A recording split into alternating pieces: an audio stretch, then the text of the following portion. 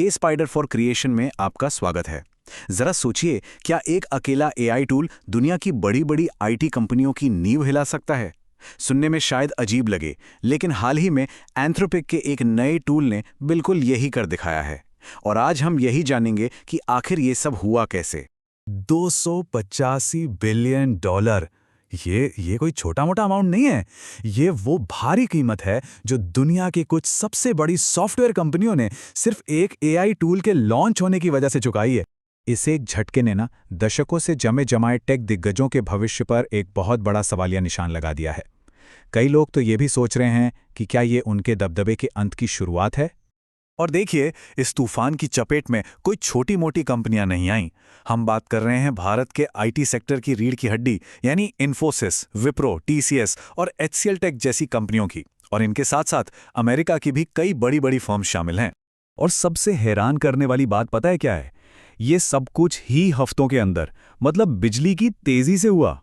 चलिए देखते हैं कि ये पूरा मामला आखिर था क्या। तो कहानी शुरू होती है 12 जनवरी से। एंथ्रोपिक ने क्लॉड कोवर्क लॉन्च किया। शुरुआत में ज्यादा हलचल नहीं हुई, लेकिन असली धमाका हुआ 30 जनवरी को, जब कंपनी ने इसके लिए 11 गेम चेंजिंग प्लगइन्स रिलीज किए। और उसके कुछ ही दिन बाद 4 फरवरी को इंडियन आईटी मार्केट में जैसे सुनामी ही आ गई। और ये कोई मामूली गिरावट नहीं थी। निफ्टी आईटी इंडेक्स सीधा 6% नीचे चला गया। ये कोविड महामारी की शुरुआत के बाद से किसी एक दिन में हुई सबसे बड़ी गिरावट थी। मतलब बाजार में डर का माहौल ठीक वैसा ही था जैसा हमने उस वक्त देखा था। तो आखिर इस तबाही की वजह क्या थी? एक्सपर्ट्स इसे एक बहुत ही डरावना नाम दे रहे हैं, सास अपोकलिप्स। चलिए समझते हैं कि सॉफ्टवेयर की दुनिया में ये प्रलय आखिर आया क्यों। सास यानी सॉफ्टवेयर एज अ सर्विस को ऐसे समझिए कि ये किसी भी कंपनी का डिजिटल टूल बॉक्स होता है। ये सेल से लेकर मार्केटिंग, पेरोल, मतलब सब कुछ संभालता है। और इन्फोसिस और टीसीएस जैसी कंपनियों के लिए ये सिर्फ एक सर्विस नहीं है, बल्कि इनके पूरे बिजनेस मॉडल की नींव है। इस स्लाइड पर जो आप देख रहे हैं ना, ये एक क्रांति से कम नहीं है।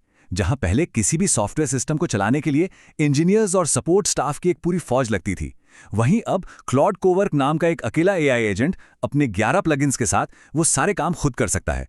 ये साफ साफ दिखाता है कि इंसानी मेहनत के सामने एआई की एफिशिएंसी कितनी ज्यादा है। तो कौन है ये डिस्रप्टर जिसने पूरे आईटी उद्योग में खलबली मचा दी? चलिए मिलते हैं क्लॉड कोवर्क से। क्लॉड को बनाया है एंथ्रोपिक ने।